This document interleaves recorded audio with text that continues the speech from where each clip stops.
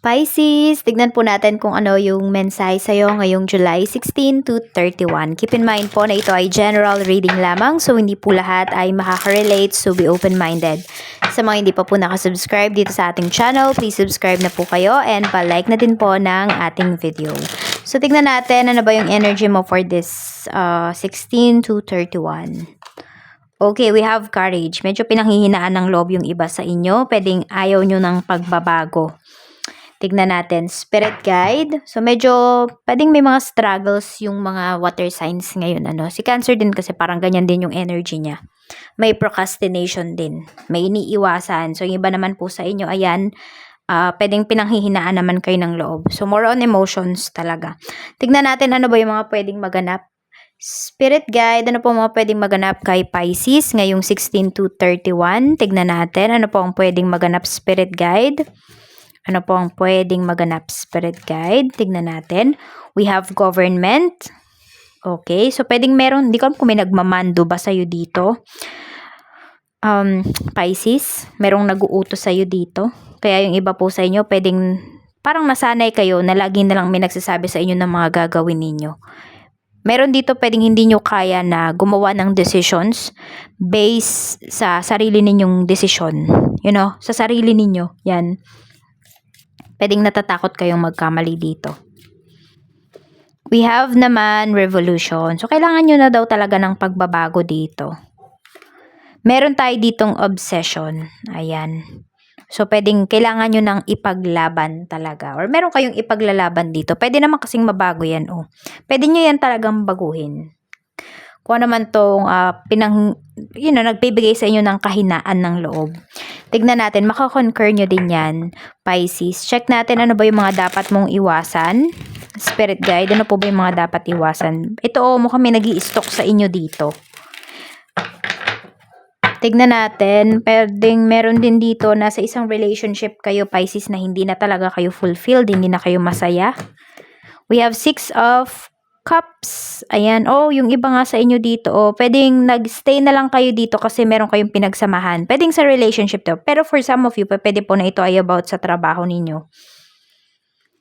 Ayan naglalaban yung isip at puso mo dito. Hindi ka na talaga 100% sure. Gusto mong lumabas sa comfort zone mo. Kaya lang kasi yun nga, yung iba sa inyo, pinanghihinaan kayo ng loob. Pwedeng napakadami ninyong mga kino-consider. Same kayo talaga ng energy ni Cancer. So, try nyo din kasi, try nyo panoorin kasi yung iba po sa inyo baka meron kayong moon rising or Venus sign na Cancer. Check natin, spirit guide, okay? Okay.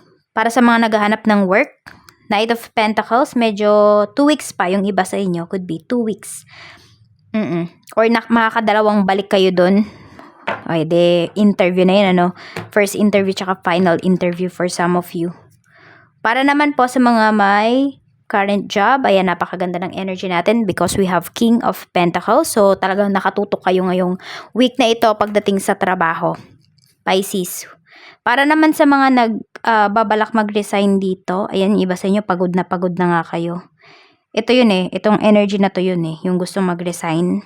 Pwedeng yan din. Ayan po. So, kailangan nyo lang talagang ilaban yung inyong desisyon. So, ayun nga, kailangan nyo maging matapang dito. Okay naman yung energy. Tignan nga natin pag nag-resign ka. Oo, okay naman. Kung meron ka ng lilipatan, mas okay. Tsaka kung may lilipatan ka, mas magiging okay, mas magiging successful ka doon. Mas may growth ka na mararamdaman. Tignan natin, pagdating naman po sa mga sa current work na nga ito, sa mga nagbabalak naman mag-business, ayan, meron tayo ditong King of Wands. So, ayan po, okay na okay din talaga na umpisahan nyo na. Pwedeng ready na din naman na talaga kayo dito. Pero meron lang kayong hinihintay na go signal. Hindi ko lang alam kung ano itong mga papers ba itong hinihintay ninyo, ayan, or permit ba ito. Pisces, tignan natin para naman po sa mga may current business. We have Knight of Swords. Ayan. So, nakikita ko lang dito, Pisces, huwag kayong maging masyadong mabait kung alam nyo naman talaga na tama kayo. Kasi diba lagi nilang sinasabi, customers is always right. Pero may mga pagkakataon, may mga instances talaga na hindi. So, kung alam nyo na may mali dito or may mali yung client mo, i-address mo naman siya ng maayos. Kasi baka madala din kayo dito ng inyong emotions. Tignan natin. So, kailangan isip ang pagganahin dito pagdating sa business. Kasi baka maging too personal kapag may nasabi kayo, Pisces. Tignan po natin pagdating naman sa, okay, sa mga gustong ilaban yung business. Kasi pwedeng nakikita ninyo or nafe-feel, hindi, nakikita, ramdam nyo at kita nyo talaga na palugi yung business niyo. Tignan natin kung dapat mo pa ba yang ipagpatuloy. We have naman Queen of Wands. Kaya pa siya. Mag-take lang talaga kayo ng risk. Ayan, kailangan nyo talaga maging matapang dito. Check natin, Spirit Guide, Kaperahan Energy. Medyo, yung kilos ninyo dito, Pisces, medyo hindi kayo makagalaw ng maayos. Pwedeng may struggle talaga yung iba sa inyo regarding finances. Ayan, so pwedeng meron din kayo ditong pinaghahandaan. Di ko alam kung party ba ito, or kung ano man tong party na ito. So merong pinaghahandaan yung iba sa inyo dito, Pisces. Ayan, may celebration dito. Yung iba naman po sa inyo, pwedeng kailangan nyo talagang lumabas sa comfort zone ninyo. Kasi ito, may mga opportunities para sa inyo. Pwedeng kayo ng other source of income. Pwedeng makakatulong dyan is mga kaibigan mo. Tignan natin, Spirit Guide. Pagdating naman po sa mga single, we have King of Swords. Madami dito, medyo cold kayo, cold and distant kayo. So, pwede po na ang priority nyo talaga muna ngayon is yung sarili ninyo. Ayan, parang inaayos nyo pa kasi yung sarili ninyo. Tignan natin, Spirit Guide, para sa mga byuda at byudo. Ayan naman po, Four of Pentacles. Marami sa inyo dito, nakikita ko, ay nagiging practical kayo. So, pwedeng kung meron kayo nakakausap, meron kayo nakakakonect at hindi naman talaga sila makakatulong sa inyo financially, pwedeng hindi nyo ini-entertain. Yes, yan talaga yung nakikita ko sa inyo dito, Pisces. Parang this time, magiging matalino na kayo. We have naman Queen of Swords. Ayan. Siyempre, susuklian mo naman to, diba? Susuklian mo naman yung binibigay niya sa'yo. Pero kung alam mo na magiging sakit lang, more on ganito, kung alam mo naman kasi na magiging sakit lang ng ulo mo yung taong to, na ikaw din yung lahat magdadala sa relationship ninyo, pero, parang, ay, wag na nga, hindi ka napapasok sa isang relationship. Parang okay na single ka, ayan. At ang focus mo ay mga anak mo. Pero kung meron naman dito na ready talagang tumulong sa'yo, makakatuwang. Yun kasi yung hanap ninyo talaga ngayon. So, para po sa mga in a relationship, ayan, may coldness talaga tayo dito, oh. Medyo yung iba sa inyo, ayan, kailangan nyo maging direct dito sa person ninyo. Baka meron po kayong kailangang sabihin talaga, ayan. Tapos yung iba naman sa inyo, medyo mainitin yung ulo ninyo ngayong week. So, kung babae po kayo, pwede po na baka Pisces ay, red days ninyo. Para naman po sa mga magka-live-in, ayan, so may good news kayo na marireceive dito.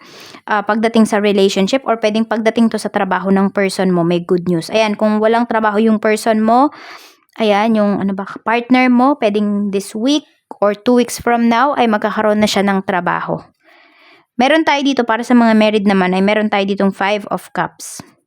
Okay. So, medyo hindi maganda yung energy dito. Medyo.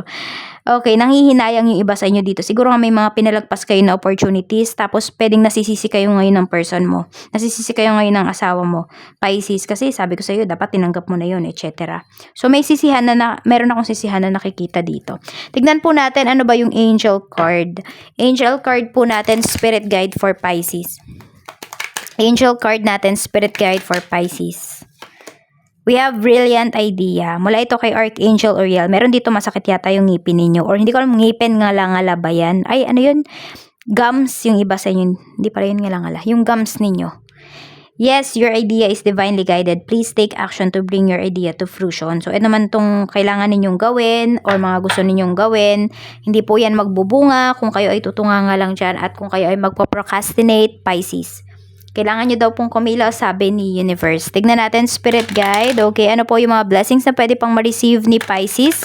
Ano po ang blessings na pwedeng ma-receive ni Pisces Spirit Guide ngayong 16 to 31? So, meron tayo ditong forgiveness. Ayan, so meron dito, magkakapatawaran kayo dito. Kung sino man yung taong kadil mo, sino man taong itong involved sa'yo or nakasakit sa'yo or nasaktan mo, Pisces, meron tayo ditong well-being. So, alagaan nyo daw po yung inyong sarili. Ayan, tignan natin, Spirit Guide. Ayan. So, kung meron talagang mga bagay na hindi nakakatulong sa inyo dito, mentally, spiritually, psychologically, ayan, kung kaya nyong iwasan nyo na lang. We have Justice. So, kung sino man po itong, okay, good karma or bad karma yung darating sa inyo, Pisces. Depende yan sa mga bagay na ginawa ninyo. Yan. Diba sabi ko nga, at alam nyo naman din yan na lahat ng ginagawa natin, masama man yan o mabuti, bumabalik yan sa atin. So, ayan po. Pero ito, yung mga nakasakit sa'yo, Pisces, intentional man yan or unintentional, ay pwedeng nakukuha na nila yung karma nila. At kung ikaw naman ngayong week na ito or ngayong 16 to 31 na to ay nakukuha mo puro good things, ayan po, bumabalik din sa'yo yung good karma. So, ito naman po yung iyong wishing candle. Kayo na po yung bahala kung ilan yung i-wish ninyo. Kung madami yan, i-post nyo na lang po yung video na to, tapos pagtapos na kayo, i-play nyo ulit. Kasi, ano lang, hindi ko siya kayang habaan yung video ba natin.